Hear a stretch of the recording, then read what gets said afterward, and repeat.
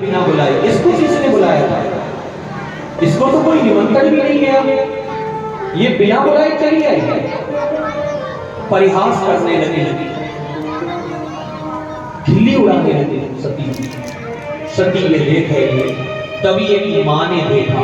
आप लोग जानते हो मां से बड़ा कोई हो नहीं सकता। मां की दृष्टि जैसे ही सती पर गई और जैसे ही सती पर गई तुरंत जल भर करके लाई। अरे बेटी सती, तू कहां से आई है? शिव कहां है?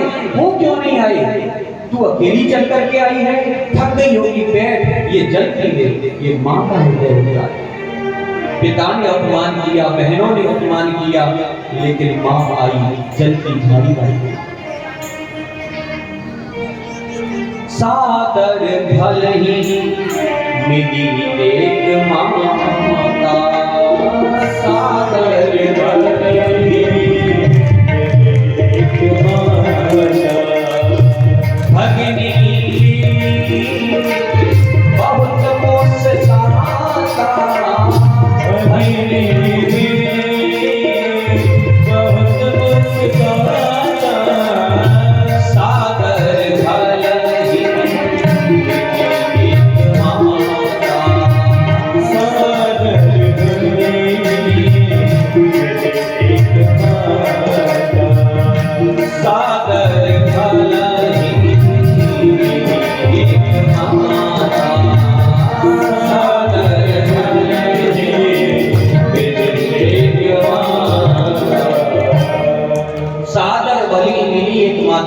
एक मां सम्मान करने के लिए सती का आई। जैसे ही जल दिया, बेटी तू चल करके आई है, दूर से बैठ, ले जल पी ले। जैसे ही जल लिया, सती जी ने वो जल पकड़ करके पृथ्वी पर फेंक दिया। मां, यहां सब मेरा अपमान कर रहे हैं और तुम मुझे जल लेकर के आई है। जो भी मेरे से करता है सब मेरा अपमान पर अपमान किए जा रहे हैं और आप मुझे जल पिला रही? नहीं पीना मुझे जल,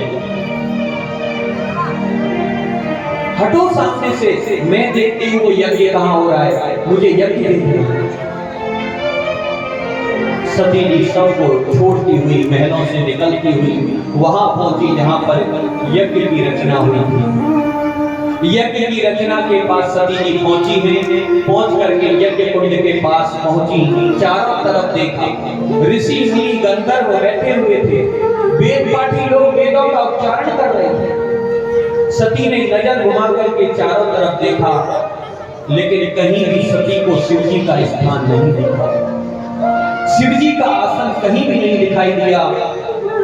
बंधुओं, ये भारत की माताओं का गौरव होता है। भारत की मां, भारत की नारी अपना अपमान सहन कर सकती है, लेकिन अपने पति का अपमान सहन नहीं कर सकती। अपने पति का अपमान नहीं सहन कर सकती।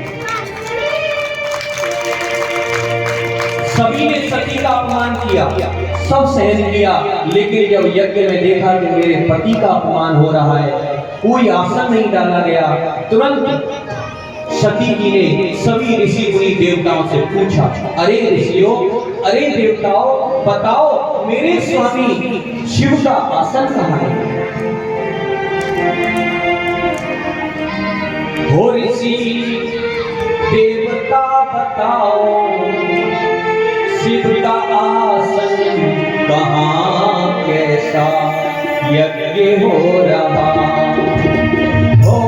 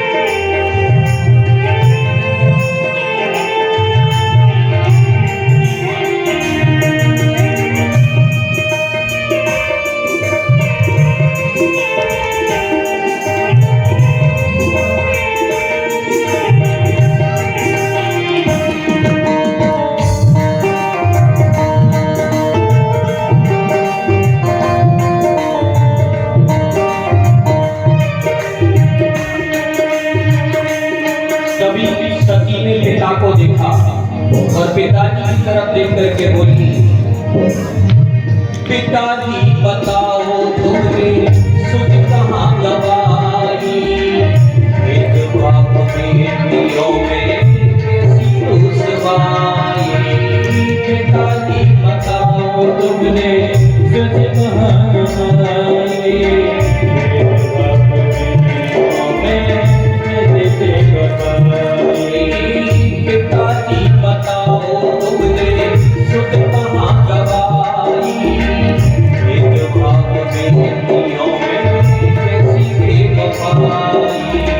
पिताजी बताओ तुमने सुध कहाँ गवाई, भेदभाव बेटियों में कैसी बेवफाई।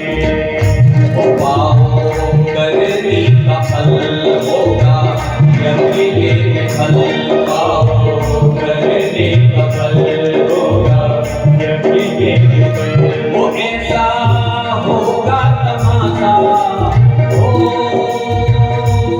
ऐसा होगा तमाशा, देखे सारा जहां कैसा यज्ञ हो रहा। ढूंढो यज्ञ में कहाँ कैसा यज्ञ हो रहा, ढूंढो यज्ञ में कहाँ। और इसी देवता बताओ शिवता सती कहाँ, इसी देवता बताओ शिवता सती कहाँ कैसा यज्ञ हो रहा। ढूंढो यज्ञ में कहाँ कैसा यज्ञ हो रहा, ढूंढो यज्ञ में कहाँ कैसा यज्ञ हो रहा। और इसी देवता बताओ शिवता सती कहाँ कैसा यज्ञ हो रहा। ढूंढो यज्ञ में कहाँ कैसा यज्ञ हो रहा, ढूंढो यज्ञ में कहाँ कैसा यज्ञ हो रहा, कैसा यज्ञ हो रहा, कैसा यज्ञ हो रहा। सती माता ने सभी देवताओं ऋषियों से पूछा, ऋषियों देवताओं बताओ मेरे पति का आसन कहाँ है, इस यज्ञ में बिना शिव के यज्ञ कैसे हो सकता है। अरे मेरे पति का इतना छोटा सा नाम 2 अक्षर का शिव, अगर शिव में से ईकार हटा दिया जाए ई की मात्रा तो क्या बचेगा, शव। बिना शिव के तो जीवन शव के समान है। मेरे पति का इतना छोटा सुंदर नाम, और उसी को तुमने स्थान नहीं दिया, उनके नाम से आहुति नहीं दी। तुरंत सती जी को क्रोध आया। सती ने विचार किया, मैं अपने पिता को तो दंड नहीं दे सकती, क्योंकि पिता के शरीर से ये शरीर मुझे मिला है, तो मैं पिता को दंड नहीं दे सकती अपितु, लेकिन मैं अपने आज इस शरीर को अवश्य दंड दूंगी जो मुझे मेरे पिता से मिला। तुरंत यज्ञ कुंड के पास गई और यज्ञ कुंड के पास जाकर के सती जी के अंदर इतना क्रोधाग्नि प्रकट हुई, इतना क्रोधाग्नि प्रकट हुई कि अस कहीं जोगी, अस कहीं जोगी अगेने तनोजा।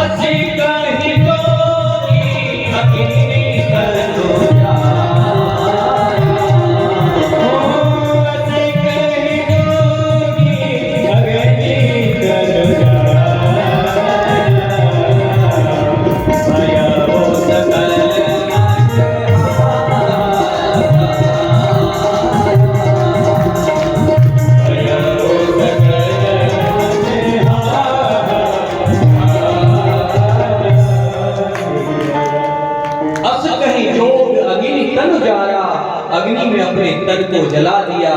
सारी जगह जितने भी बैठे थे यज्ञ कुंड में हाहाकार मच गया। देवता मुनि गंधर्व भागने लगे। अब भगवान शिव के क्रोध से हमें कौन बचाएगा, कौन बचाएगा? भगदड़ मच गई, चारों तरफ भाग गए। इधर नारद जी को पता चला मां सती ने यज्ञ में अपने शरीर को त्याग दिया। नारायण नारायण करते हुए कैलाश पर पहुंचे। भूत भवन कैलाशपति भोले बाबा बैठे हुए थे। जाकर के समाचार दिया, प्रभु अब आपकी प्रियतमा सती माता नहीं रही। उन्होंने दक्ष के यज्ञ में अपने शरीर को त्याग दिया। दक्ष प्रजापति ने उनका बहुत अपमान किया था, आपका अपमान किया, वो सहन नहीं कर पाई और अपने शरीर को वही नष्ट कर दिया। जैसे ही भगवान शिव ने सुना मेरी प्रियतमा सती शरीर छोड़ गई, तुरंत क्रोध में आ गए। जटाम कटित वंडी चटोपरोदिशम, अपनी जटाओं को पकड़ लिया और पकड़ करके पत्थर पर मारा। वीरभद्र नाम के गण प्रकट हो गए। क्रोध में आ गए भगवान शिव और तुरंत वीरभद्र से कहा, वीरभद्र जाओ शिव गणों को लेकर के और उस दुष्ट दक्ष के यज्ञ का विध्वंस कर दो, विध्वंस कर दो। वीरभद्र शिव गणों को लेकर के गए, कनखल में पहुंचे। जाकर के सब दरवाजे यज्ञ कुंड के तोड़ दिए। जिस देवता ने जैसे जैसे सती को देख करके परिहास किया था, उसी चीज को अंगभंग कर दिया। एक उषा नाम के देवता ने हंस करके कहा, देखो देखो बिना बुलाए ये सती आ गई। तुरंत जाकर के वीरभद्र ने उसके दांत निकाल दिए, दांत। एक ने उंगली का संकेत करके कहा, देखो देखो सती आ गई, उसके हाथ को तोड़ दिया। अंग भंग कर दिए सभी देवता ऋषि, भागने लगे। यजमान दक्ष बैठे हुए आहुति दे रहे थे। वीरभद्र उनके पास पहुंचे, उनके सर को धड़ से अलग करके और सर को हाथ में लेकर के दक्ष के को शिव के नाम की आहुति दे दी। बोलो रुद्राय स्वाहा। भगवान शिव के नाम की आहुति दे दी। हाहाकार मच गया कनखल में, हरिद्वार में, दक्ष प्रजापति के यज्ञ में। सब घबरा गए, देवताओं भी घबरा गए कि अब भगवान शिव के कोप से कौन बचाएगा। सभी ब्रह्मा जी की शरण में गए। ब्रह्मा जी विष्णु भगवान की शरण में गए। ब्रह्मा ने देवता सभी मिलकर के कैलाश पर आए। भोले बाबा का रुद्र रूप था, क्रोध में बैठे थे भोले बाबा। सभी देवता ब्रह्मादि इंद्रादि स्तुति करने लगे, शांत करने लगे। हे भोलेनाथ, आप सब जानते हो ये विधि का विधान है, सती का शरीर टूटना। अब आप अपने क्रोध को शांत करो ना, शांत करो। मानो सभी देवता और ऋषि मुनि भोले बाबा से प्रार्थना कर रहे थे। बम भोलेनाथ, शिव भोलेनाथ, आज मनोकामना पूरी करो, मनोकामना पूरी करो। भोलेनाथ, शिव भोलेनाथ, आज मनोकामना पूरी करो, आज मनोकामना पूरी करो। भोलेनाथ, शिव भोलेनाथ,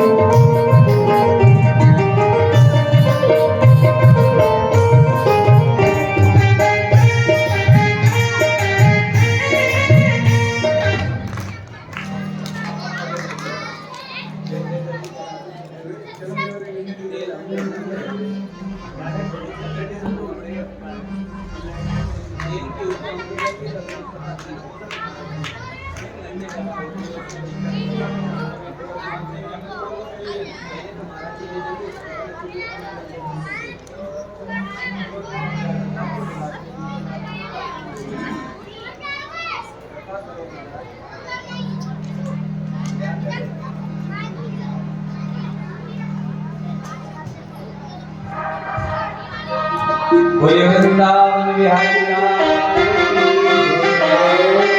बिहारी भगवान की। बम भोलेनाथ शिव भोलेनाथ आज मनोकामना पूरी करो मेरी मनोकामना पूरी करो। बम भोलेनाथ शिव भोलेनाथ बम भोलेनाथ शिव भोलेनाथ आज मनोकामना पूरी करो मेरी मनोकामना पूरी करो।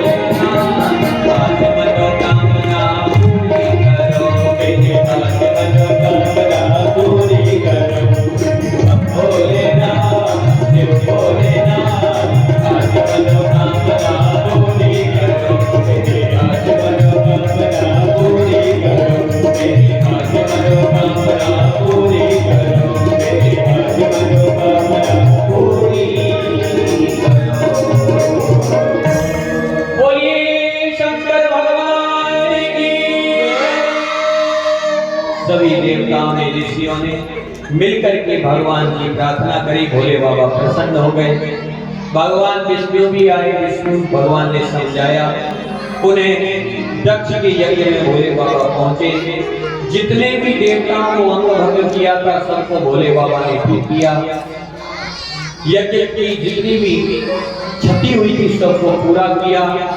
लेकिन जब यजमान की तरफ देखा तो दक्ष का तो सर ही नहीं था। सर तो हवन कुंड में स्वाहा हो गया। अब दक्ष को जीवन दान कैसे? तुरंत भोले बाबा ने अपने त्रिशूल सेवक को आज्ञा दी, जाओ और बकरे का सिर लेकर के आओ, क्योंकि नंदी बाबा का जो श्राप है उसको पूर्ण करना था भोले बाबा को। तुरंत बकरे का सिर लाया गया और उसको दक्ष के धड़ के ऊपर लगाया और दक्ष को जीवन दान दिया। दक्ष ने बड़ी सुंदर में भगवान की स्तुति करी, प्रणाम किया, अपने अपराध को माना और फिर भगवान के ही सामने शिव भगवान और भगवान विष्णु और ब्रह्मा जी के सामने उस यज्ञ को पूरा किया। ये सुंदर प्रसंग सुखदेव भगवान ने राजा परीक्षित को सुनाया। परीक्षित गदगद हो गए। तुरंत राजा परीक्षित ने प्रश्न कर दिया, गुरुदेव आप बहुत अच्छी कथा सुना रहे हैं। आपने कितना सुंदर बताया मनु जी की तीनों बेटियों के बारे में, लेकिन मनु जी के दो पुत्र भी थे, प्रियव्रत और उत्तानपाद। मैंने सुना है गुरुदेव जो उत्तानपाद थे उनके यहाँ भगवान के परम भक्त ध्रुव जी महाराज का जन्म हुआ था। ये ध्रुव जी का चरित्र मैं सुनना चाहता हूँ। मुझे उत्तानपाद जी का कथा श्रवण कराओ। सुखदेव जी गदगद हो गए। सुखदेव जी कहने लगे, राजन प्रियव्रतो उत्तानपादौ शतरूपा पते सदौ वासुदेवस्य कल्या जगदायां जगतस्थितौ। प्रियव्रत और उत्तानपाद ये पुत्र थे मनु जी के। उत्तानपाद किसे कहते हैं? उत्तानपाद कहते हैं उत ऊर्ध्व पादौ स उत्तानपाद। जिसके पैर ऊपर हो सिर नीचे हो वह जीव उत्तानपाद है। तो केवल उत्तानपाद वह नहीं थे, हम सब जीव ही उत्तानपाद हैं। क्यों? क्योंकि माँ के गर्भ में ऊपर पैर और नीचे सर होता है, तो सभी जीव उत्तानपाद। उत्तानपाद जी की दो रानियां थी। एक का नाम था सुनीति, एक का नाम था सुरुचि। हम सब लोगों की भी दो रानियां हैं, सुनीति और सुरुचि। सुनीति किसे कहते हैं?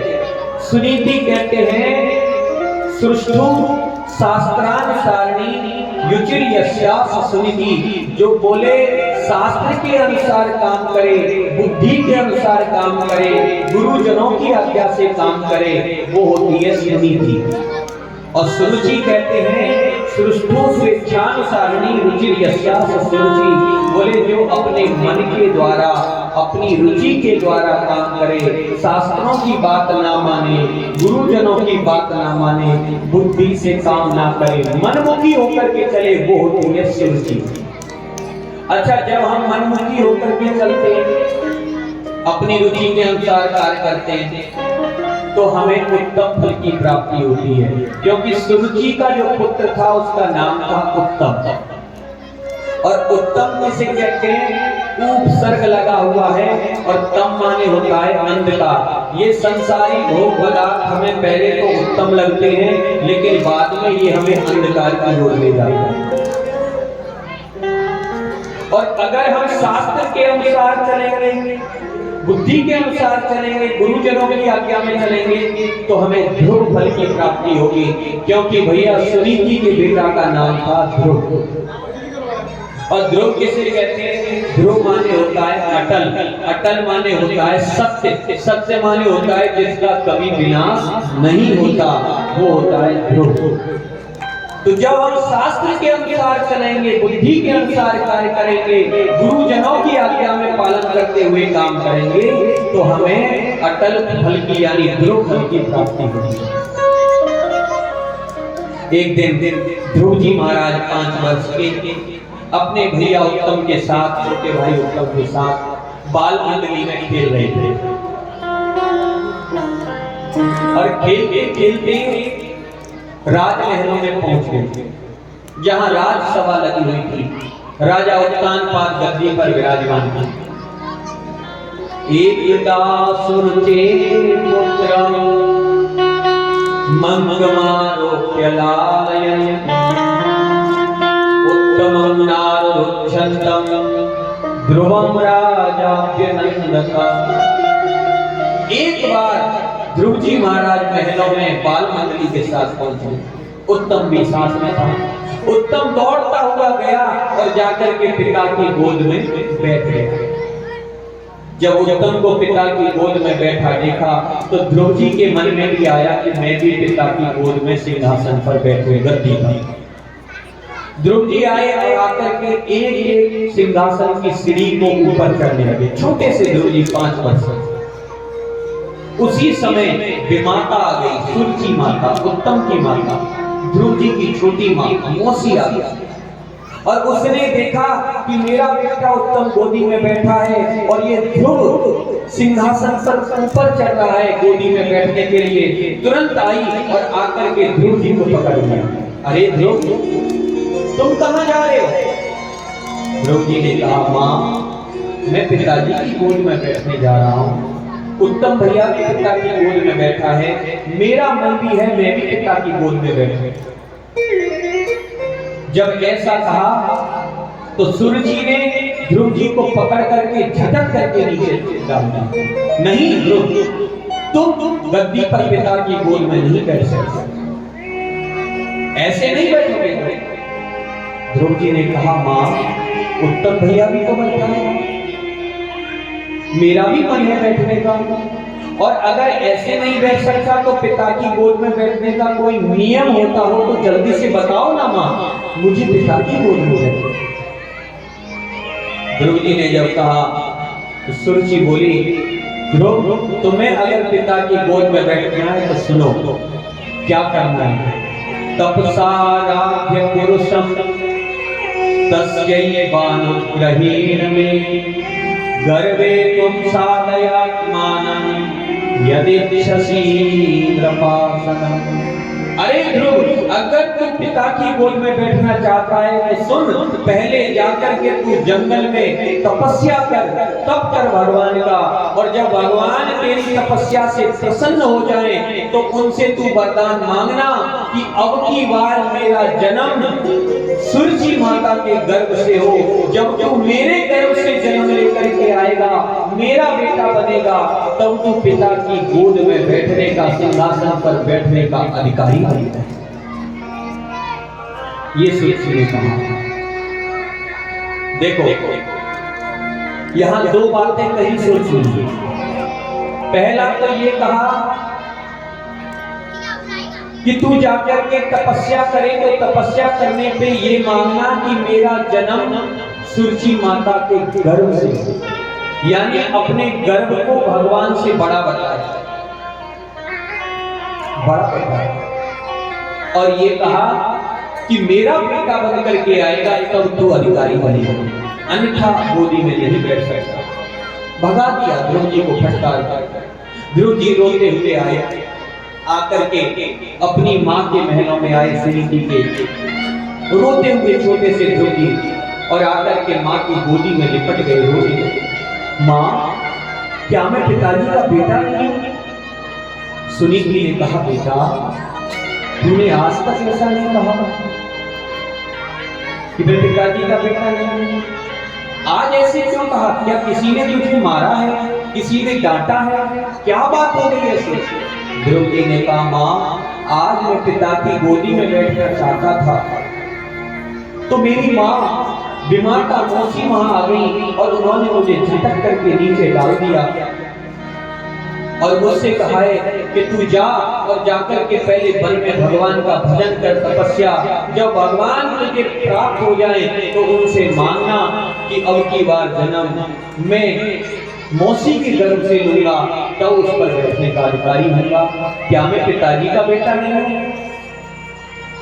सुनीति समझ गई क्या करूं? माँ मुझे भगवान के पास जाना है, भगवान को प्राप्त करना है, उनसे मांगना है, मुझे पिता की गोद में बैठना है। रोने लगे ध्रुव जी।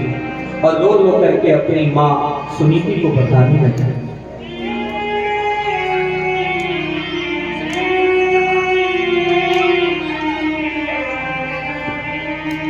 रोए रोए कह रहे जुग महाराज, मैया में मोती ने मारो।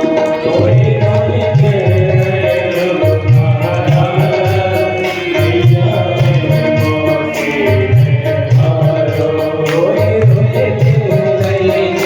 महाराज, मैया में मोती ने मारो। रोए रोए कह रहे जुग महाराज, मैया में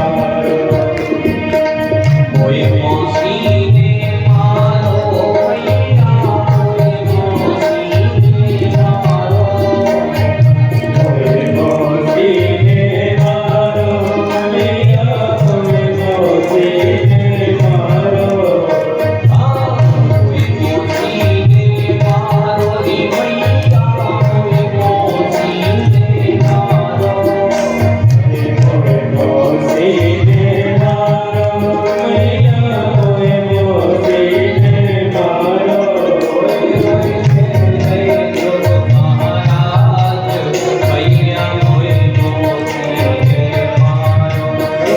रोए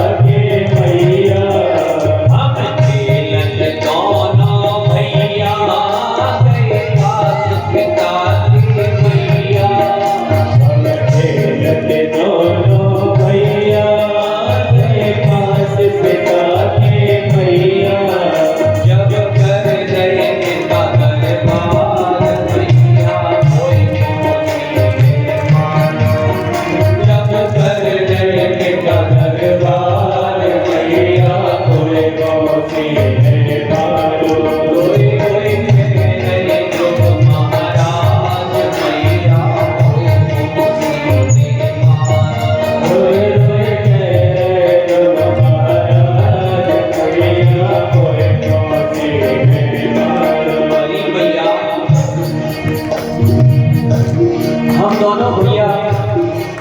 जब महलों में गए, राज महलों में, मेरा छोटा भैया उत्तम गोदी में बैठ गया। भैया पिताजी दरबार में बैठे हुए थे, मैं जब उस पर चढ़ने गया भैया तो क्या हुआ, वो तब चढ़ी गोद में आयो, मन प्यार पिता को पायो।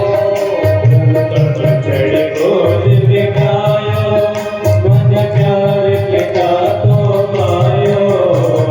तब चढ़ी गोद में आयो, मन प्यार पिता को पायो। तब चढ़ी गोद में आयो, मन प्यार पिता को पायो।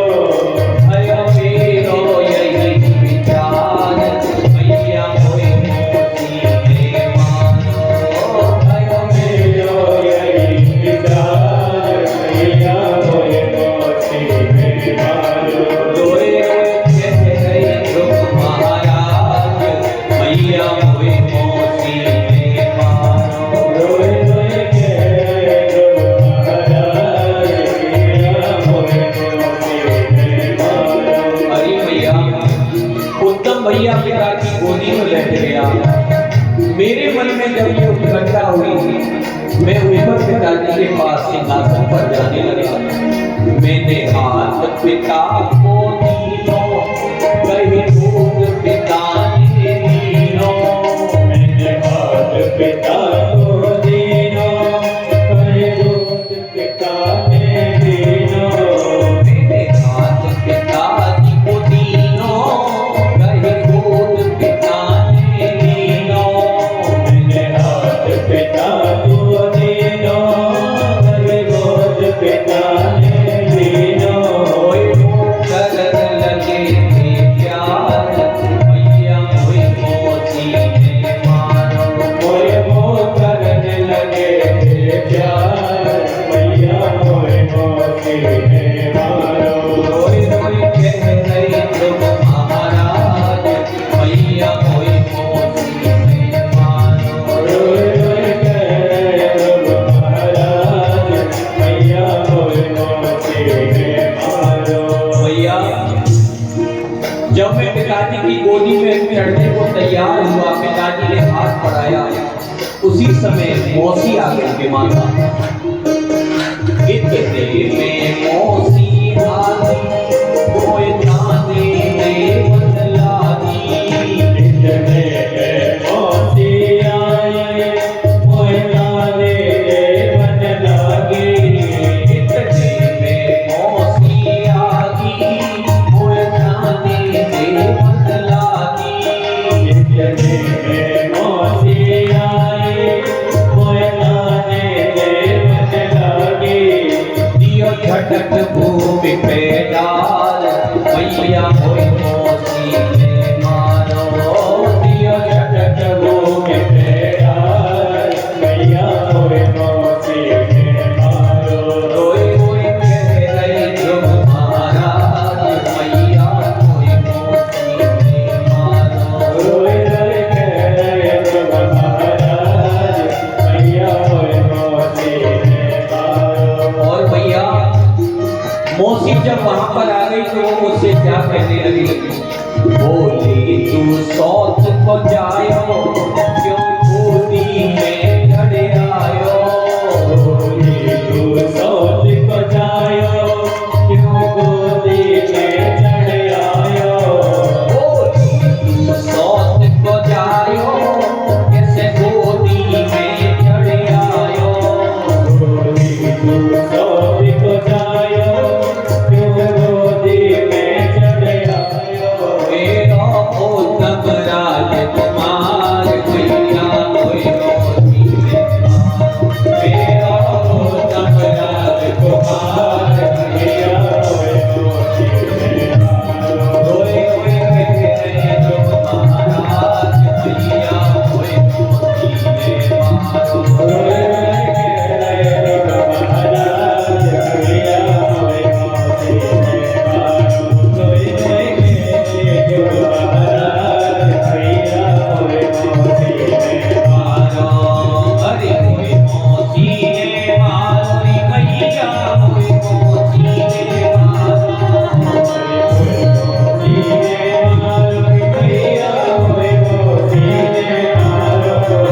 रोए कह रहे तुम महाराज, मैया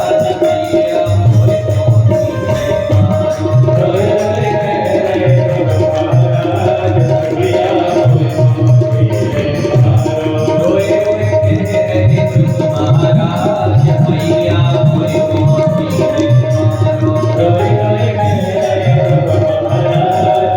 मैया मोई मौसी ने मारो। रोए रोए कह रहे ध्रुव महाराज, मैया मोई मौसी ने मारो। अरे मैया, अब तो मुझे वो पता बता दे, वो भगवान कहाँ मिलेगा, क्योंकि विमाता ने, मौसी ने मुझसे कहा है कि मैं भगवान का भजन करूंगा तब पिता की गोद में बैठने का अधिकारी करूंगा। माँ, मुझे बताओ ना, भगवान कहाँ मिलेगा। अब सुनी की माता कैसे बताएं छोटे से ध्रुव महाराज को कि भगवान कहाँ। माँ ने कहा, बेटा भगवान तो बहुत दूर है, तू कैसे पहुंचेगा, कैसे मिलेगा। बोले मां, मैंने प्रण कर लिया है, देह यंबा पातेयम कार्य यंबा साधयम।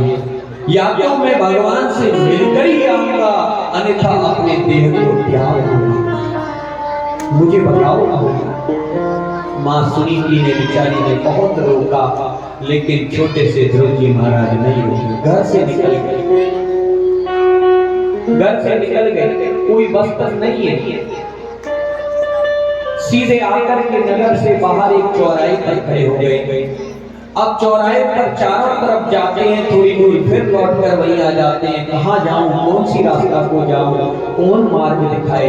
भैया जब ऐसी परिस्थिति होती है भगवान के मार्ग में जाने के लिए, तो गुरु की आवश्यकता होती है। आज ध्रुव जी छोटे से थोड़ा आगे जाते हैं रास्ते पर पूरब की ओर, फिर लौट के आ जाते हैं, फिर दक्षिण की ओर जाते हैं, फिर लौट के आ जाते हैं, कोई रास्ता नहीं बता। उसी समय देव ऋषि नारद वहां पर पधारे थे। नारद जी ने छोटे से ध्रुव जी को देखा, कहा अरे बेटा ध्रुव कहाँ जा रहे हो? बोले बाबा मुझे भगवान को प्राप्त करना है, मैं जंगल में जा रहा हूँ। जंगल में भगवान मिलते हैं? अगर जंगल में भगवान मिलते तो पहले तुमसे पहले शेर चीता जानवर इतने रहते हैं, उनको भगवान मिल जाते। अरे जंगल में भगवान नहीं मिलते, तुम्हें जंगल में भगवान तो नहीं मिलेगा ध्रुव, लेकिन कहीं ऐसा ना हो कोई हिंसक जीव जंतु तुम्हारा नाश्ता कर जाए। इसलिए देखो तुम्हें तुम्हारे पिता की गोद में बैठना है ना, तो चलो मैं तुम्हें तुम्हारे पिता की गोद में बिठाई देता हूँ, चलो लौट को चलो।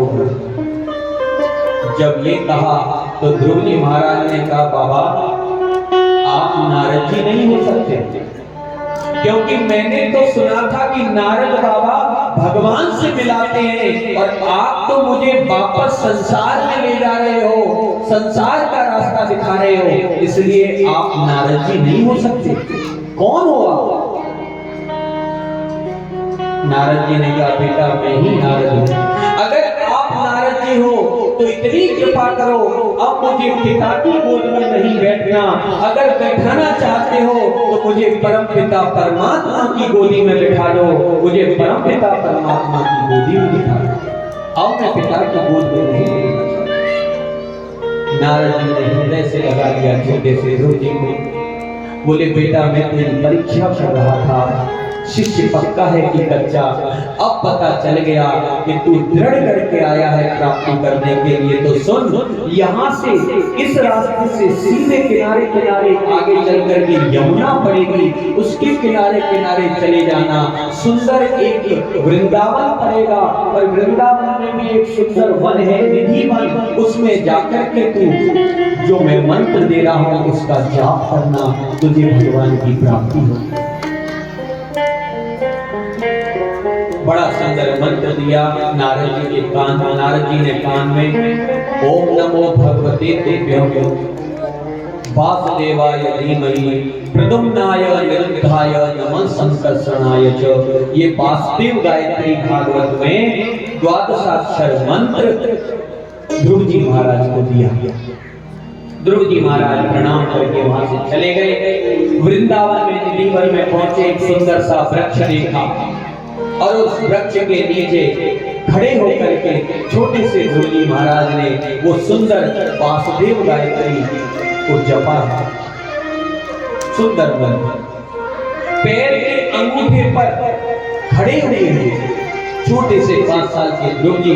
ऊर्ध्व बाहु नमो दृष्टि, ऊपर हाथ खड़े कर रखे हैं, ऊपर को दृष्टि है, पैर के अंगूठे पर वो छोटा सा बालक ध्रुव खड़ा हुआ है, और एक निष्ठ भाव से द्वादशाक्षर मंत्र का जाप कर रहा है। कैसे?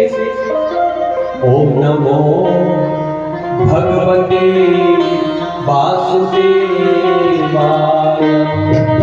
ओम नमो भगवते ओम नमो भगवते वासुदेवाय,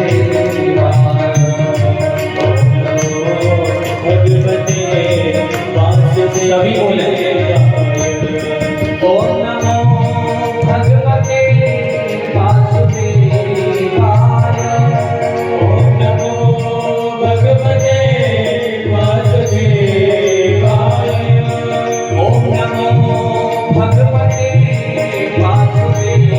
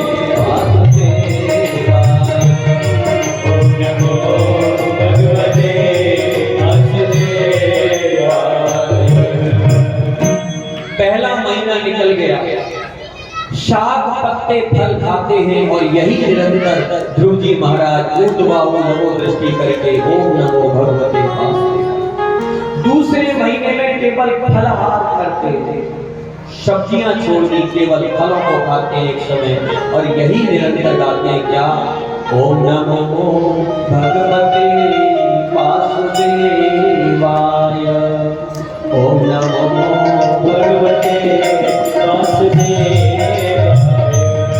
ओम नमो भगवते वासुदेवाय, ओम नमो भगवते वासुदेवाय, ओम नमो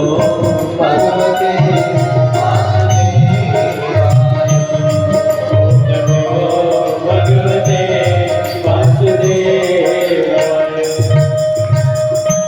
दूसरा महीना केवल फलों का आहार किया, यही मंत्र जाप। तीसरा महीना जैसे ही लगा फल को भी छोड़ दिया, केवल जल का पान करते हैं और यही बोलते हैं ओम नमो भगवते वासुदेवाय, ओम नमो भगवते वासुदेवाय, ओम नमो भगवते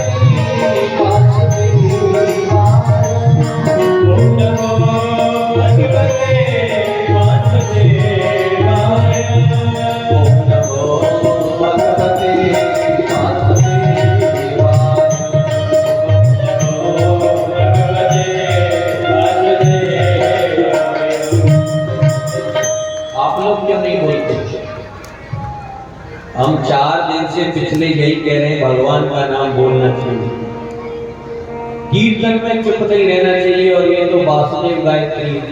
या आप लोगों ने ऐसा सोच लिया कि महाराज जी को बुलाया है बोलने के लिए, हम तो केवल सुनने के लिए बैठे, बोलने का काम महाराज जी का है।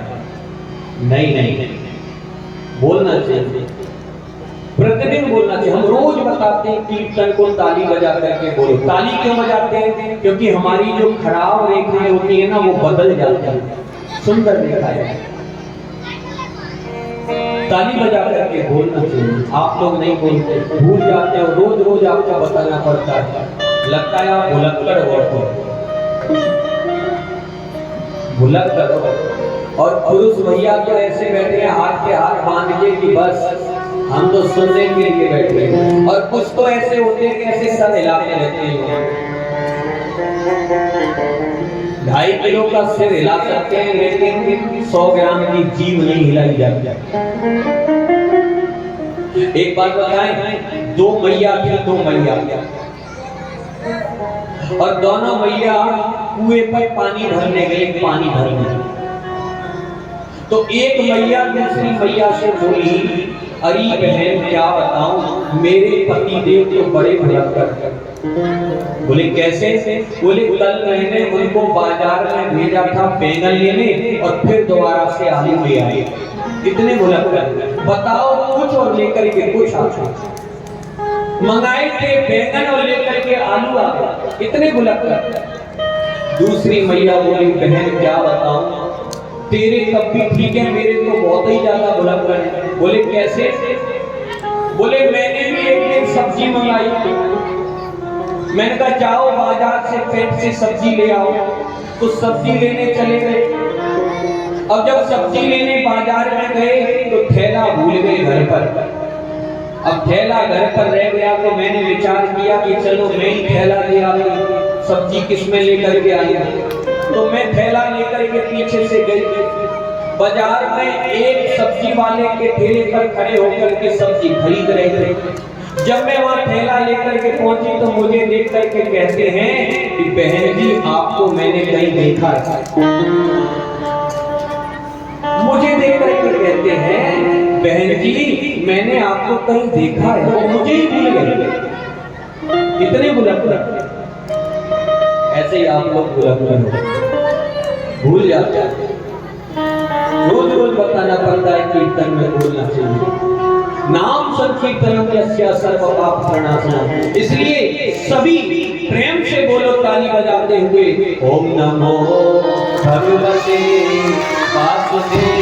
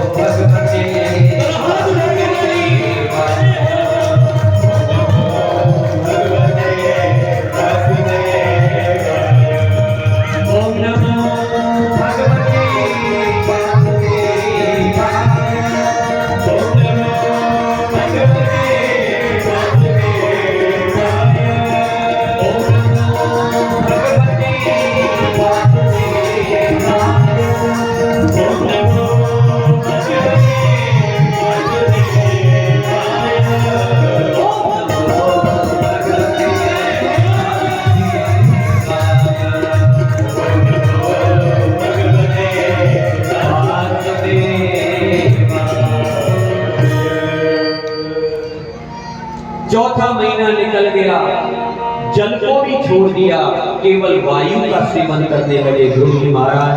और इसी मंत्र का जाप ओम नमो भगवते वासुदेवाय। 5वें महीने केवल वायु का सेवन किया।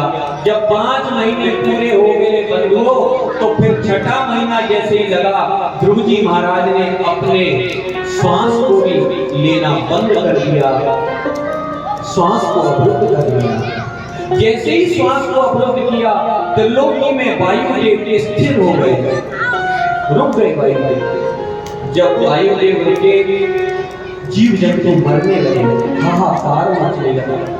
सभी देवता मिलकर के ब्रह्मा जी के पास गए, रक्षा करो, रक्षा करो, सांस लेने में बहुत पीड़ा हो रही है, वायुदेव चलना बंद हो गए, रक्षा करो, रक्षा करो। ब्रह्मा जी के लिए कुछ समझ में नहीं आया। ब्रह्मा जी सभी देवताओं को लेकर के क्षीर सागर में पहुंचे। भगवान विष्णु से प्रार्थना करी, कहा प्रभु वायुदेव रुक गए हैं, जीव जंतु मर रहे हैं, रक्षा करो, सांस लेने में बड़ी तकलीफ हो रही है। भगवान ने ध्यान करके देखा, वायुदेव देव रुके। ध्यान करके देखा तो क्या देखा कि छोटे से ध्रुव जी महाराज एक वृक्ष के नीचे खड़े होकर के वृंदावन निधिवन में अंगूठे पर, पैर के अंगूठे पर खड़े हैं, ऊर्ध्व बाहु नवो दृष्टि करके, और अपनी सांस को रोक करके एक इष्ट भाव से अंदर ही अंदर ओम नमो भगवते वासुदेवाय। विष्णु भगवान ने कहा, अरे देवताओं, ब्रह्मादि देवताओं, ऋषियों, चिंता न करो, ये वायुदेव का रुकना मेरे छोटे से भक्त ध्रुव जी की तपस्या का प्रभाव है। उन्होंने अपनी सांस को रोक लिया है, इसी के कारण वायुदेव स्थिर हो गए हैं। मुझे उनके दर्शन करने जाना है।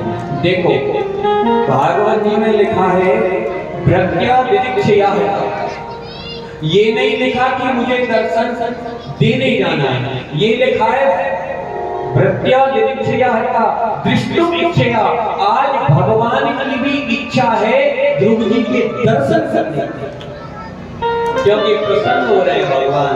आज तक दाढ़ी वाले बड़े बड़े बाबा लोगों को भजन करते देखा था, आज पहला भक्त मिला है भगवान को, छोटा सा सुंदर सा बाल रूप में। आज उत्कंठा जागृत हो रही है कि मैं जाकर के उसका दर्शन करूं। गरुड़ को बुलाया, अरे गरुड़ चलो जल्दी से, मुझे अपने भक्त ध्रुव का दर्शन करना। गरुड़ ही चल रही, भगवान बैठे। आज भगवान गरुड़ से कहते, गरुड़ तुम्हें क्या हो गया, तुम इतनी धीमी गति से क्यों चल रहे हो? भैया ये जो गरुड़ है ना, जैसे हमारा मन है ना, एक क्षण में बंबई पहुंच जाता है, हमारे मन से 100 गुनी तीव्रता से गरुड़ ही महाराज चलते। इतनी तीव्रता से गरुड़ जी चल रहे हैं, लेकिन फिर भी भगवान कहते हैं, हटो गरुड़, तुम बहुत धीमे चल रहे हो। भगवान ने गरुड़ को छोड़ दिया और दौड़ करके भगवान निधिवन में आए। भगवान ने छोटे से ध्रुव जी महाराज को देखा, बाल रूप में ऊपर हाथ करके, ऊपर दृष्टि करके, अंगूठे पर पैर के पर खड़े होकर के आंख बंद करके, और वही निरंतर छवि का दर्शन। भगवान ने दर्शन किया। भगवान ने विचार किया, हमने तो दर्शन कर लिया, लेकिन अब इनको भी दर्शन देना है। फिर मन में सोचा, ये तो आंखें बंद करके बैठे हैं, कैसे इसकी समाधि खुले? तो भगवान ने जो छवि ध्रुव जी महाराज अपने हृदय में ध्यान कर रहे थे, उस छवि को अपनी ओर खींच लिया। और जैसे ही वो छवि ध्रुव जी महाराज से दूर हुई, छटपटा करके ध्रुव जी महाराज ने अपने नेत्र और नेत्र खोले, तो वही छवि सामने खड़ी हुई। समझ गए कि प्रभु आ गए, अब क्या करें? अब छोटे से ध्रुव जी महाराज बार बार दंडवत प्रणाम करते हैं, फिर खड़े हो जाते हैं, फिर प्रणाम करते हैं साष्टांग, फिर खड़े हो जाते हैं। मन में सोचते हैं कि अभी तो मैं बहुत छोटा हूँ, 5 वर्ष की आयु, मैं तो स्कूल पढ़ने भी नहीं गया, अब मैं भगवान की स्तुति कैसे करूं? मैं तो जानता ही नहीं, अभी तक तो मैं पढ़ने भी योग्य नहीं हुआ। भगवान मेरे सामने खड़े हैं, कैसे इसका दान करूं, कैसे स्तुति करूं, कैसे प्रार्थना करूं? तो बार बार दंडवत करते हैं और फिर खड़े हो जाते हैं। फिर ध्रुव जी महाराज ने सोचा कि मान लो मैं पढ़ने नहीं गया तो क्या, लेकिन मेरी माँ सुनीति ने मुझे वर्णमाला पढ़ाई थी, आ से लेकर के ज्ञा तक। ये मुझे याद है। कोई कितना भी बड़ा विद्वान क्यों ना होता हो, अक्षर तो इन वर्णमालों से लिखा होगा। तुरंत छोटे से ध्रुव जी महाराज ने तोतली वाणी में भगवान के आगे आ से लेकर के विज्ञानी तक पूरा सुना दिया। सब सुना दिया, गा बड़ा अच्छा सब सुना दिया। और फिर आज करके बोले प्रभु इनमें जो शब्द तुम्हें अच्छे लगते हो वो आप ले लो, और जो नहीं लगते हो उन्हें वापस मुझे दे दो। इतना बोला पर निश्चय भगवान समझ गए। भगवान ने कहा बेटा ध्रुव तेरे अंदर विद्या का अभाव है तो क्या, लेकिन मैं तो विद्या बोलती हूँ। भगवान तुरंत पास गए, अपना शंख लिया और स्पर्श पाले कृपया कपोले, ध्रुव जी के कपोल से गाल से अपने शंख को लगाया। सर्वज्ञ ज्ञान ध्रुव जी के अंदर हो गया। सर्वज्ञ ज्ञान, पूर्ण ज्ञान दे दिया भगवान ने। फिर ध्रुव जी महाराज ने बड़ी सुंदर स्तुति करी, ऐसी स्तुति की ब्रह्मा भी शर्मसार हो गए। योद्धा प्रविश्य मम वाचमिमां प्रसुप्तां संजीवयत् अखिल शक्तिधर स्वधाम्ना अन्यास्त हस्त चरण श्रवण त्वगादि प्राणान् नमो भगवते पुरुषाय तुभ्यं। ध्रुव जी महाराज कहते हैं प्रभु आप तो मन वाणी इंद्रियों से परे हैं, फिर भी मैं कितना सौभाग्यशाली हूं जो आपको अपने नेत्रों से देख रहा हूं, अपनी वाणी से आपका गुणगान कर रहा हूं। मुझसे बड़ा भाग्यशाली और ऋषि मुनियों ने देवताओं ने आपके बारे में सुना होगा, लेकिन मैं तो इतनी छोटी उम्र में आपका प्रत्यक्ष दर्शन कर रहा हूं प्रभु। मैं छोटा सा ध्रुव आपके चरणों में कोटि प्रणाम करता हूं। भगवान ने कहा ध्रुव कोई वरदान मांगना। ध्रुव जी ने कहा बस प्रभु आपका दर्शन हो गया, मुझे कुछ नहीं चाहिए। भगवान बोले ध्रुव तेरे मन में कुछ मांगने को नहीं है तो क्या, लेकिन मैं तुझे आज अवश्य दूंगा। बोले क्या प्रभु? बोले तुम अपने पिता की गोद में सिंहासन पर बैठना चाहता था ना, जा आज मैं तुझे वही गद्दी सिंहासन 36,000 वर्ष के लिए प्रदान करता हूँ। 36,000 वर्ष तक तू राज सुख भोगेगा, उसके बाद मेरे परम धाम के लिए प्रस्थान। वरदान दे दिया। ध्रुव जी रोने लगे, प्रभु ये आप मुझे कहां संसार में फंसा रहे? मुझे राज्य नहीं करना प्रभु, मुझे तो आपकी भक्ति करनी है, मुझे भक्ति का वरदान दो। भगवान ने कहा भक्ति का वरदान तो मैंने पहले ही दे दिया, लेकिन ये जो मैंने राजा बनाने का तुम्हें दिया है इसमें भी तुम्हारा छुपा हुआ भाव था। इस जन्म का नहीं, अगले जन्म का, पिछले जन्म का। पहले भी तुमने भजन किया था और मैं आ रहा था तुम्हें दर्शन देने के लिए, लेकिन जब तुम जागृत अवस्था में हुए, एक राजा की सवारी निकल करके जा रही थी, तुम्हारे मन में ये भाव आया था मैं भी राजा बनूं, मेरे भी पीछे यही सेना चले, मेरी भी प्रजा हो, मैं भी गद्दी पर बैठूं, मैं भी राज सुख भोगूं। तो पहले का मैं अब तुम्हें दे रहा हूं, जाओ तुम पहले 36,000 वर्ष तक राज सुख भोगोगे, फिर मेरे परम धाम के लिए ये दिया। फिर भगवान वहां से प्रस्थान हुए। भगवान अंतर ध्यान नहीं हुए थे, ध्रुव जी को देखते हुए गरुड़ पर बैठ करके ठाकुर जी धीरे धीरे जा रहे हैं। भगवान को ध्रुव जी देख रहे हैं और ध्रुव जी को भगवान देख रहे हैं। धीरे धीरे आकाश की ओर प्रभु जा रहे हैं। जब भगवान ओझल हो गए तो फिर ध्रुव जी अपने नगर की ओर प्रस्थान किए। इधर नारद जी ने पहले उत्तानपाद जी को बता दिया कि आपका बेटा ध्रुव भगवान की प्राप्ति करके वापस आ रहा है। जैसे उत्तानपाद जी ने सुना, सारा नगर सजा दिया, मेरा बेटा भगवान की प्राप्ति करके आ रहा है। 5 वर्ष की आयु, सारा नगर दुल्हन की तरह सजा दिया, नगाड़े बजने लगे, हाथी की घोड़े की सवारी लेकर के महाराज उत्तानपाद दरवाजे पर खड़े हुए स्वागत के लिए। सारा नगर पलके बिछा करके इंतजार कर रहा है। देखो बच्चों, ये है संसार की स्थिति। जिस समय द्रौपदी महाराज नगर से जा रहे थे छोटे से घर छोड़कर, तो किसी पड़ोसी ने भी नहीं कहा बेटा 2-4 दिन हमारे घर ठहर। किसी ने भी नहीं रोका, किसी ने नहीं पूछा। लेकिन जब आज भगवान की कृपा प्राप्त करके आ रहे हैं तो सारा नगर पलके बिछा करके इंतजार कर रहा है। क्यों?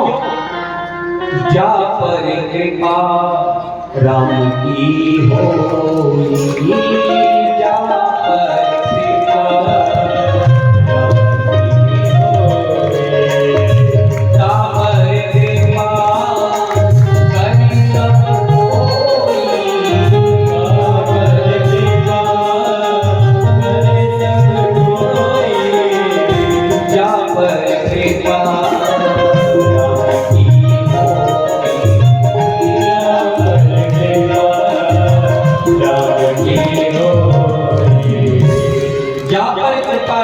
हुई। जो राम जी की कृपा का पात्र बन जाए उस पर सब कृपा करते हैं। आज भगवान के प्यारे दुलारे बन करके द्रौपदी आए तो सारा नगर पलके बिछा करके उनका स्वागत करता है।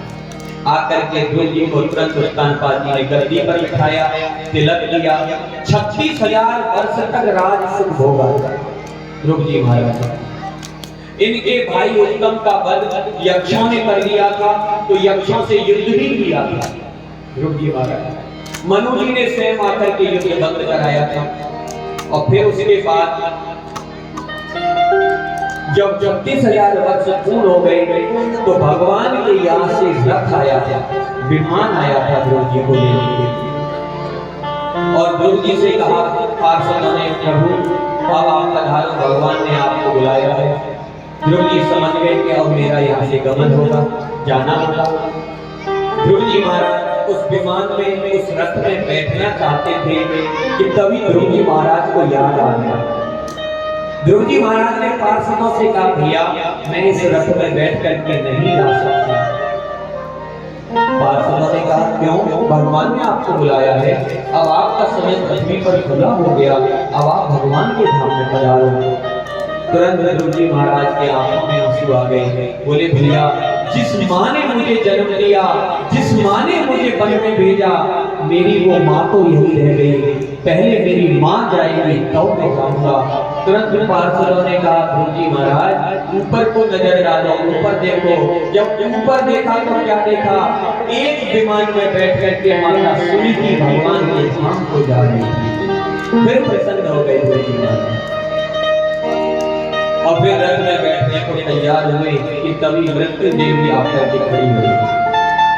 मृत्यु देवी ने कहा, महाराज आप मृत्यु लोक में आए हैं और मृत्यु लोक में जो आता है वो पहले मुझे वर्ण करता है, मुझे ग्रहण करता है, तब यहाँ से जाता है। इसलिए आप पहले मुझे वर्ण करो तब आप यहाँ से प्रस्थान करो। द्रौपदी ने कहा, अच्छा तो तुम्हें स्पर्श करना पड़ता है? बोले हाँ, तभी आप जाओगे। द्रौपदी महाराज ने मृत्यु देवी से कहा, ठीक है थोड़ा झुक जाओ। मृत्यु देवी जैसे ही झुकी, द्रौपदी महाराज ने उनके सर पर लात रखी और छलांग मार करके रथ में बैठ गए। मृत्यु को जीत लिया द्रौपदी महाराज ने। बोलिए द्रौपदी महाराज की।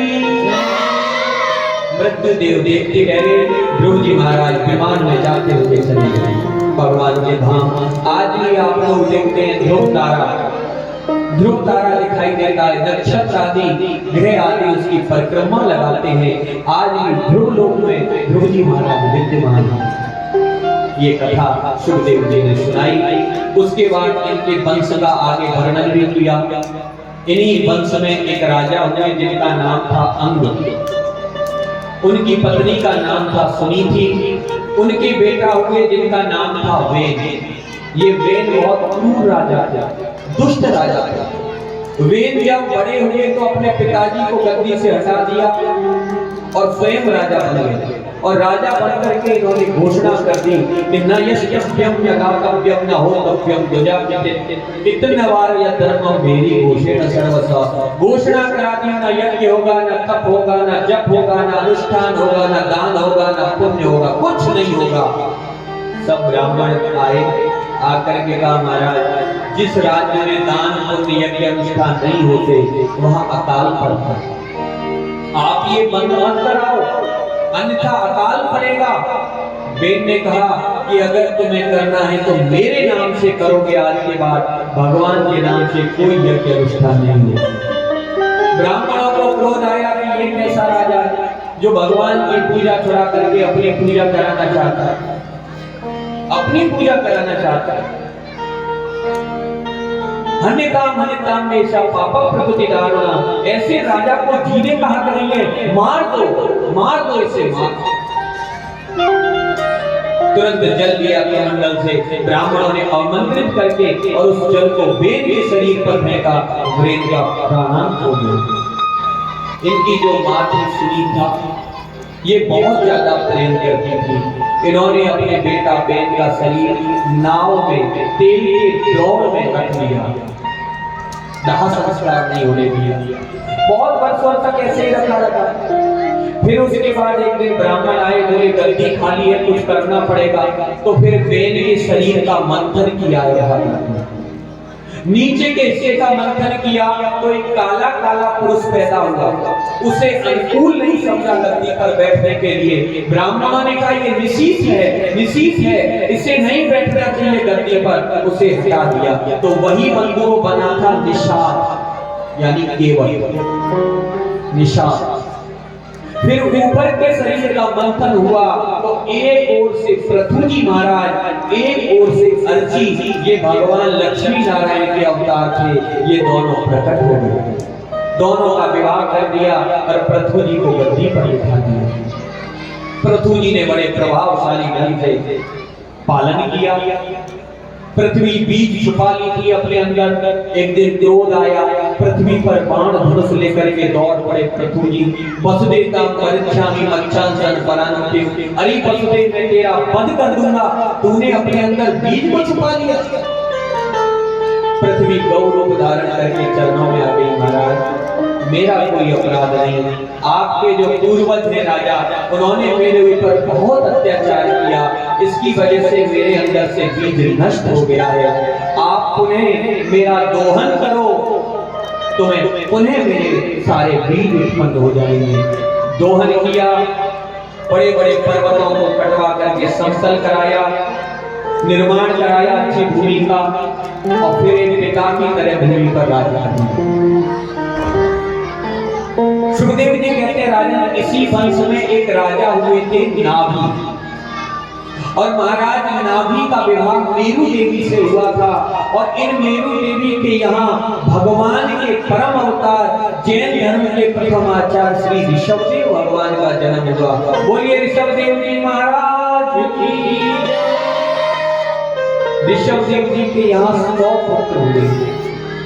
एक ने अपने 100 पुत्रों को ऋषभदेव जी ने बड़ा सुंदर ज्ञान दिया। बोले बेटा, ये देह जो हमें मिला है मनुष्य जीवन, ये भोग भोगने को नहीं मिला, भजन करने के लिए मिला है। जाओ तुम सब 100 के 100 भजन में लग जाओ। देखो भरत जी महाराज ने अपनी प्रजा को, ऋषभदेव जी महाराज ने अपनी प्रजा को ज्ञान नहीं दिया, किसी और को नहीं दिया, अपने पुत्रों को ज्ञान दिया कि नाहम देहो देहो भाजा लोके, ये देह भोग भोगने को नहीं बेटा, भजन करने को नहीं। आज हम सब लोग अपने बालकों के संतों के पास भी नहीं ले जाते, कथा में नहीं ले जाते, मंदिर में नहीं ले जाते। क्यों? क्योंकि हमें डर लगा रहता है कि कहीं बालक बाबा जी ना बन जाए, कहीं घर ना छोड़ दे, घर छोड़ करके ना चला जाए भजन करने। अरे नहीं नहीं बंधुओं, भगवान की कथा संत आपकी संतान को भटकाएंगे नहीं, अच्छा मार्ग दिखाएंगे, अच्छा संस्कार देंगे। संतों से जोड़ो, कथा से जोड़ो संतान। 100 पुत्र थे, 81 पुत्र इनके नैष्ठिक ब्रह्मचारी बने, नव योगेश्वर बने, और 10 अलग अलग भूखंडों के अधिपति बने। इनमें जो सबसे बड़े बेटा थे उनका नाम था राजश्री भरत। ये राजश्री भरत जो थे, इनको बचपन में ही वैराग्य हो गया, और ये सब कुछ छोड़कर के नेपाल में गंडकी नदी की तलहटी पर चले गए भजन करने। ध्यान से सुनना, बड़ी सुंदर कथा है।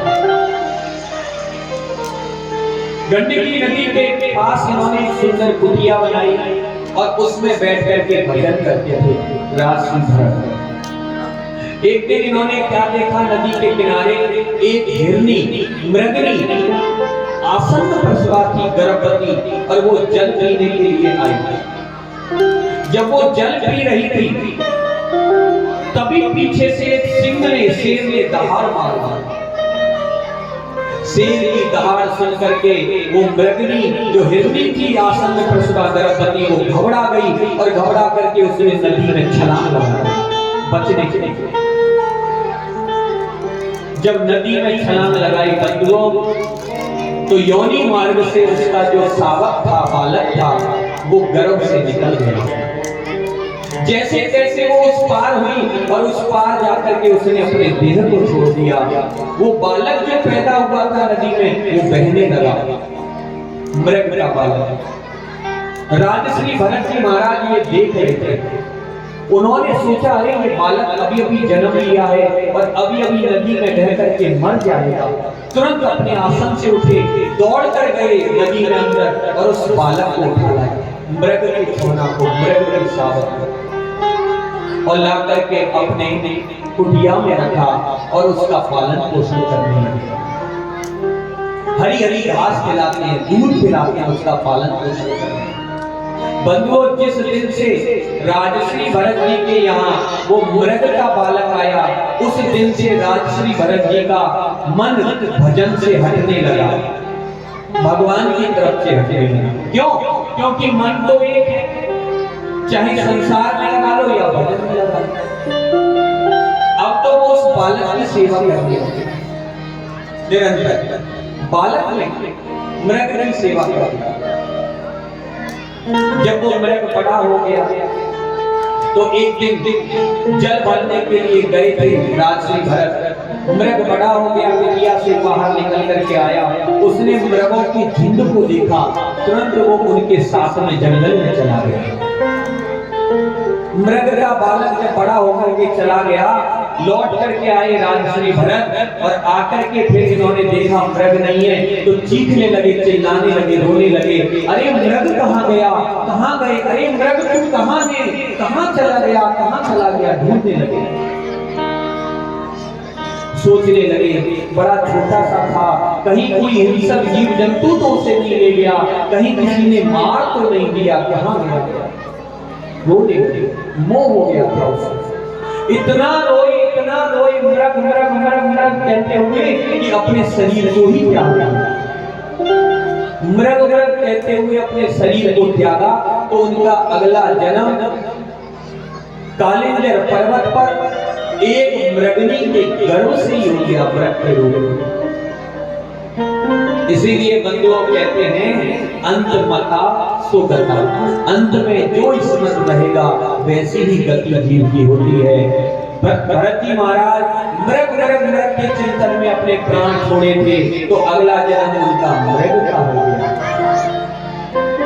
लेकिन संस्कार बने हुए थे, जहां कहीं कथा होती, कीर्तन होता, वहां जाकर के पांडाल के किनारे, दीवार के किनारे सुनते थे खड़े होकर।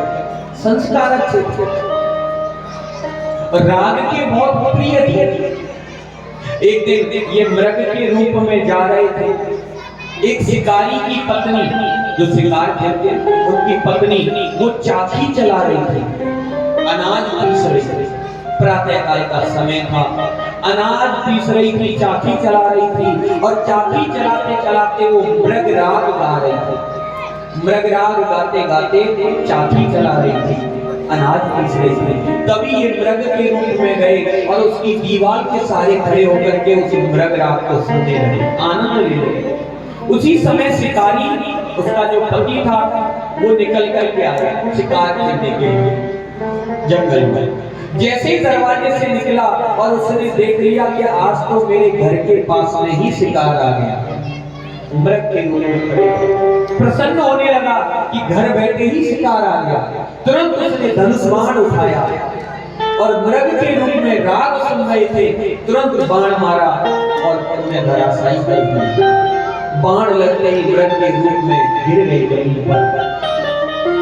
चीखने की आवाज सुन करके वो शिकारी की पत्नी भी बाहर निकल करके आई, आकर के देखा मृग मरा पड़ा था, थोड़ा जीवित थे, मरणासन स्थिति में थे। तुरंत उन्होंने जवाब दिया, अरे भैया तुमने मुझे मार दिया तो कोई बात नहीं, लेकिन मुझे राग सुनाओ, राग को बंद मत करो। देखो मैं अब शरीर छोड़ दूंगा, मेरी खाल को काट करके आसन बना लेना, मांस को मेरे को खा लेना, मेरी हड्डियों के खिलौने बना लेना, लेकिन जब तक मेरे शरीर में प्राण है मुझे राग सुनाओ, राग सुनाओ। खाल काट आसन करो, मांस काट ले खाए, लेकिन जब तक घट में प्राण है मोको राग सुनाओ। मेरे घर में जब तक प्राण है मुझे राग सुनाओ, राग सुनाओ। राग का शरीर पूरा हो गया, अगला जन्म पुनः अंगिरस गोत्री ब्राह्मण के यहाँ पुनः ब्राह्मण का जन्म मिल गया, मानव शरीर। सब यात्रा 3 जन्म का। अब जब मनुष्य बनकर के आए हैं ब्राह्मण के लिए तो पूर्ण वैराग्य है। अब की बार इनका नाम पड़ा जड़ भरत। ये जड़ भरत जी महाराज बचपन से वैराग्य, गुमसुम रहते हैं, कभी रोते हैं, कभी हंसते हैं, कभी सोते हैं, ऐसी दशा है। जब लगता है कि भगवान मेरे पास है तो खिलखिलाकर हंसते हैं, जब लगता है कि प्रभु मेरे से दूर है तो बिलख बिलख करके रोते हैं।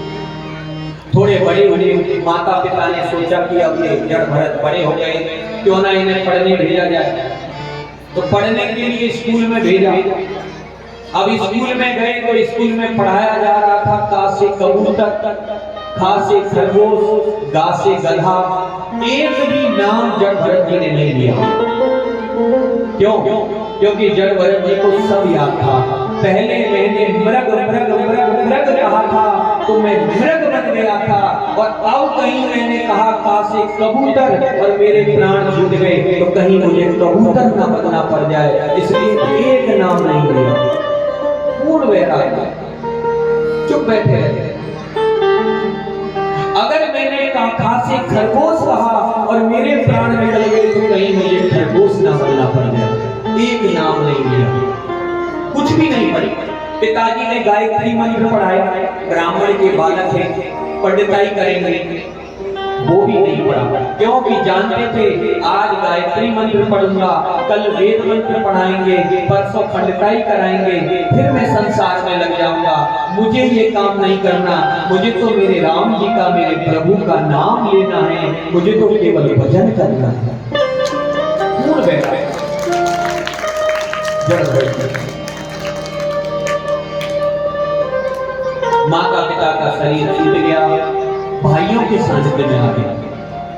अब भाइयों का विवाह हो गया, इनकी जो भाभियां थी ये लोग इनके साथ बहुत दुर्व्यवहार करती थी। भाई चले जाते काम करने, इनको जब खाना देती थी तो ऐसा भोजन देती थी जो कुत्ते को भी नहीं दिया जाता। जो रोटी जल जाती थी, लग जाती थी, वो रोटी जड़ भरत जी महाराज को दी जाती थी। कभी कभी तो सब्जी भाजी भी नहीं दी जाती थी, तो पानी में बोर करके ठाकुर जी का प्रसाद समझ करके उसे खा लेते थे, मस्त रहते थे। संत का स्वभाव भी ऐसा ही होता है भैया। तुलसी मगन भरे हरि गुण गाए, कोई खावे हलवा पूरी लड्डू मंगाए के, संत खावे रूखा सूखा हरि को भोग लगाए के, तुलसी मगन भरे हरि गुण गाए। संत का जीवन बड़ा बड़े हो गए, हष्टपुष्ट थे, हर समय भगवान का चिंतन करते रहते थे। इनकी भाभियों ने एक दिन इनके भाइयों से कहा, सुनो जी, ये जो जड़ भरत है पूरा दिन पड़ा रहता है, घर में कोई काम नहीं करता, बड़बड़ाता रहता है, पता नहीं क्या, कभी रोता है कभी हंसता है, तुम इससे काम क्यों नहीं कराते? अब तो ये बड़ा हो गया, हष्टपुष्ट मोटा ताकि काम कराओ, इससे खेत में ले जाए। भाभियों की बात सुन करके भाई जड़ भरत जी को खेत पर ले गए। और खेतों पर ले जाकर के जड़ भरत जी से कहा, देख देख भरत, तू एक काम करना, ये जो खेत है हमारे, इनकी रखवाली करना। एक ऊंचा सा मचान बना दिया और उस पर जड़ भरत जी को बिठा दिया। कहा, इन खेतों की रखवाली करना, पशु पक्षी कोई जानवर आए तो उन्हें भगाना। एक डंडा दे दिया। जड़ भरत जी डंडा लेकर के बैठ गए। अब जो भी पशु पक्षी आते, जड़ भरत जी महाराज उसे भगाने लगे, भगा देते। कुछ देर के बाद जड़ भरत जी महाराज की दृष्टि आकाश में गई और आकाश में गई तो आकाश में उन्होंने देखा लाल, पीली, हरी, नीली, बहुत सुंदर सुंदर चिड़ियां उड़ रही थी। अब देख करके बोले कि ये किसका आविष्कार है, कितनी सुंदर है, जरूर ये भगवान का आविष्कार होगा, मेरे प्रभु ने इनको बनाया होगा। फिर मन में विचार किया कि ये खेत किसने बनाया। फिर दिमाग में आया कि खेत तो मेरे भाइयों ने बनाया। फिर मन में सोचने लगे, नहीं नहीं, भाइयों ने नहीं बनाए, भाइयों ने तो केवल एक बीज डाला था, उस एक बीज को अनेक करने वाला तो वो मेरा प्रभु ही है, ठाकुर जी हैं अनेक करने वाले। तो बोले, जब खेत ठाकुर जी ने बनाए, पशु पक्षी ठाकुर जी ने बनाए, तो हम कौन होते हैं इन्हें रोकने वाले? हम कौन होते हैं इन्हें रोकने वाले? तुरंत सभी चिड़ियाओं को, पक्षियों को, जानवरों को बुला बुला कर खेत खिलाने लगे और कहने लगे, हर की चिड़िया हर को खेत, हर की चिड़िया हर को आओ मेरी चिड़िया हर हर खेत, हर हर चिड़िया हर को खेत, आओ मेरी चिड़िया हर हर खेत, आओ मेरी चिड़िया हर हर खेत, आओ मेरी चिड़िया हर हर खेत, आओ मेरी चिड़िया हर हर खेत,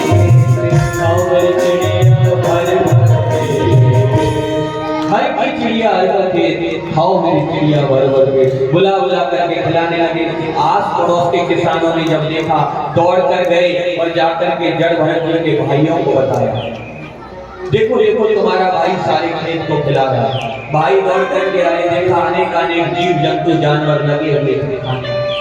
बस जानवरों को भगाया और फिर अपने भाई से बहुत क्रोध करने लगे, डांटने लगे, तुम किसी काम के नहीं हो, सारी फसल को बर्बाद कर दिया, क्यों यहाँ पर पड़े हो, घर में जाओ, यहाँ से बाहर निकल जाओ।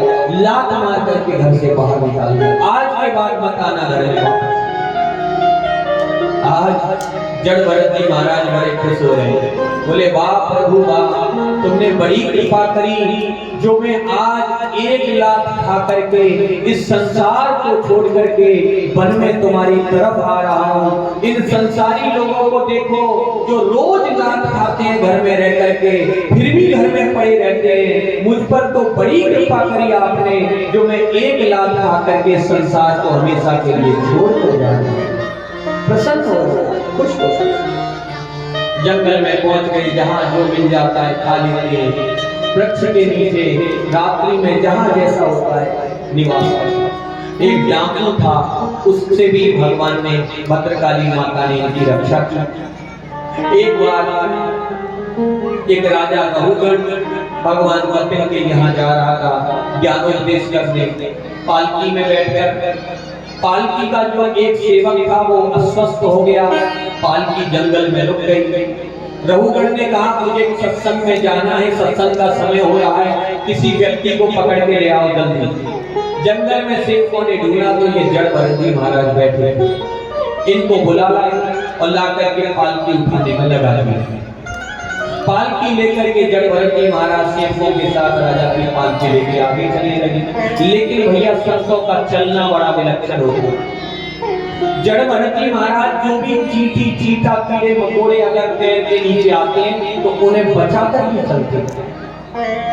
एक बार जड़ भरत जी महाराज ने देखा कि चींटों की लाइन आ रही है, विचार किया कि अगर ये मेरे पैर के नीचे आएंगे तो मर जाएंगे।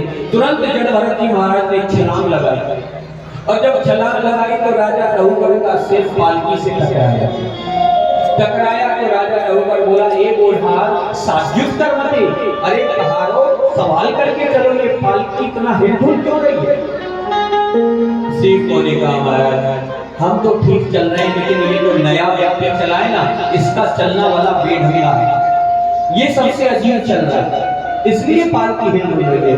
रहू बढ़ने का कोई बात नहीं, अब की बार ठीक से चले, फिर पालकी लेके चले। अब की बार देखा जड़ भरत जी ने कि बहुत बड़ी विशाल चीटी चीताओं की लाइन जा रही थी। समझ गए कि ये जीव मेरे पैरों के नीचे आके मर जाएंगे। जोर से छलांग लगाई, और जो जोर से छलांग लगाई राजा रघुगढ़ का सिर्फ राम से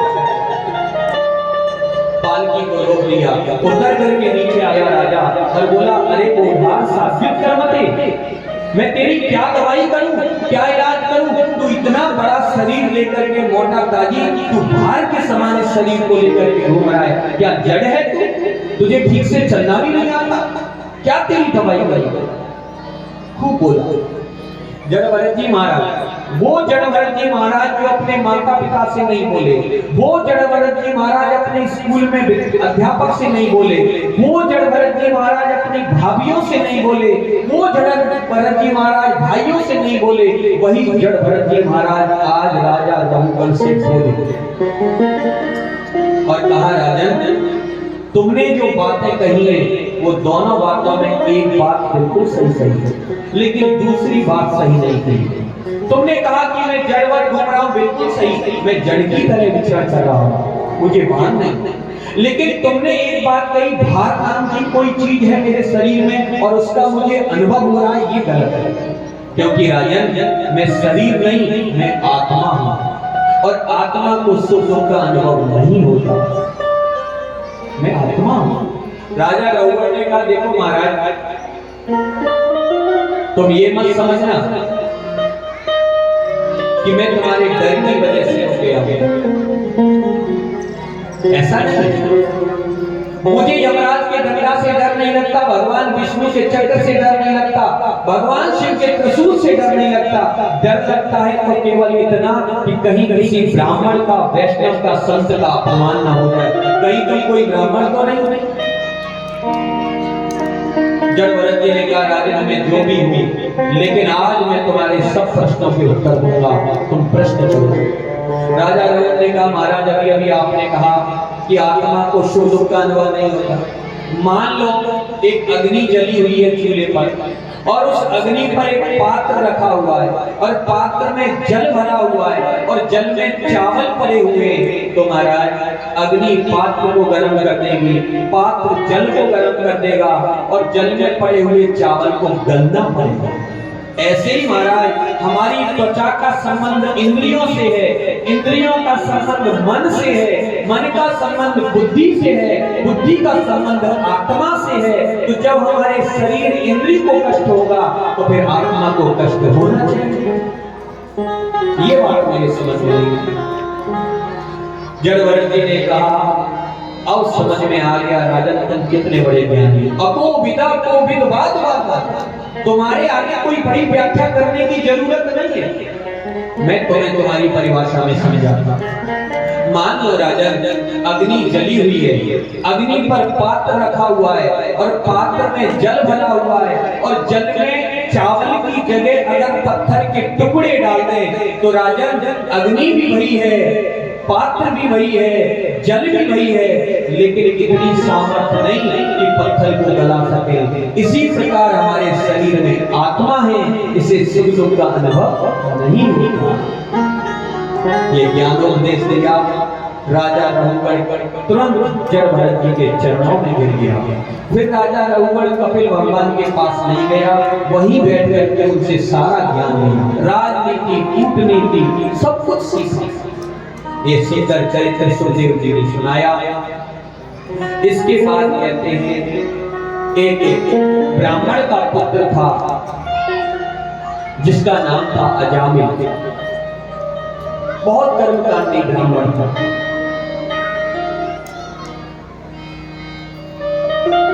एक दिन वन में लकड़ी लेने के लिए, समझा लेने के लिए गए अजामिल। रास्ते में इन्होंने एक वेश्या को वेश्यावृत्ति करते पर पुलिस के साथ देखा, आंखों से देखा, पाप उतर गया। पाप उतर गया। घर पर आए, आकर के पिताजी से बोले मुझे धन दे दो, और सारा धन ले जाकर के उस वेश्या को दे दिया, और उस वेश्या के साथ अजामिल रहने लगे। भैया पाप आंखों से उतरता है, आंखों से पाप उतरता है, देखने से।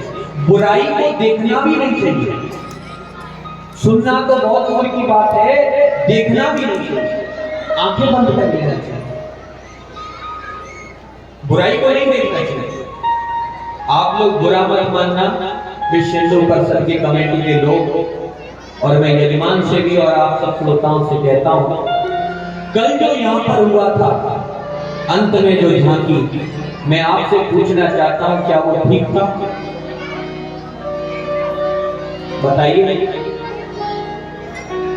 जो कल यहां शिव भगवान की झांकी दिखाई गई पार्वती की, क्या वो सही थी?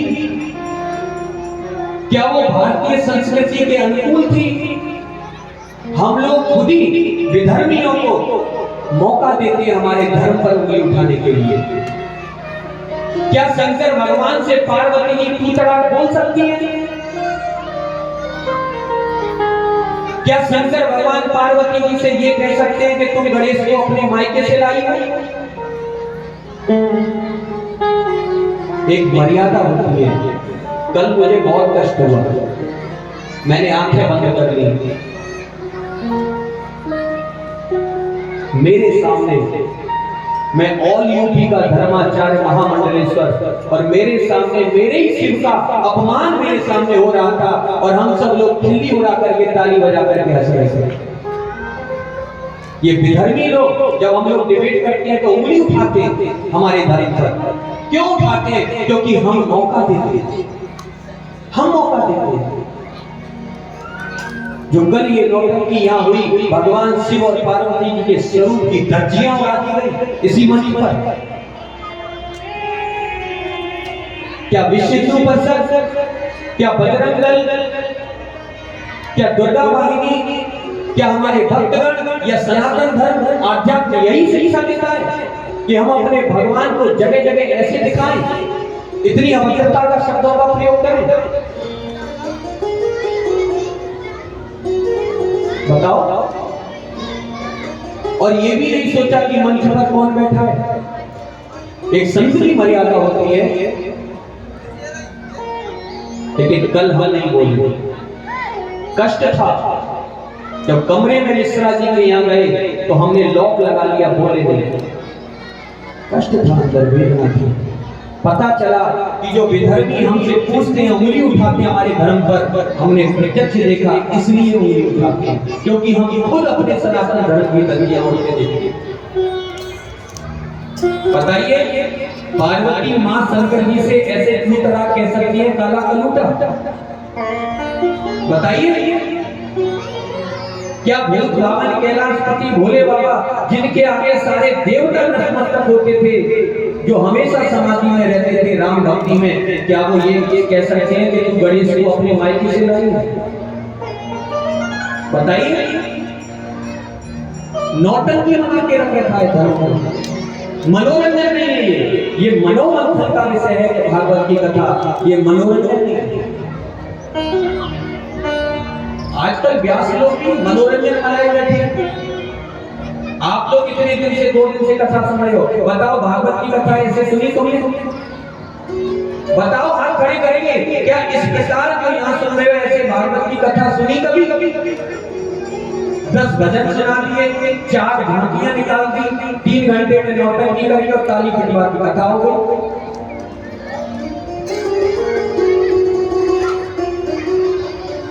सनातन धर्म को जीवित रखना ही नहीं चाहते।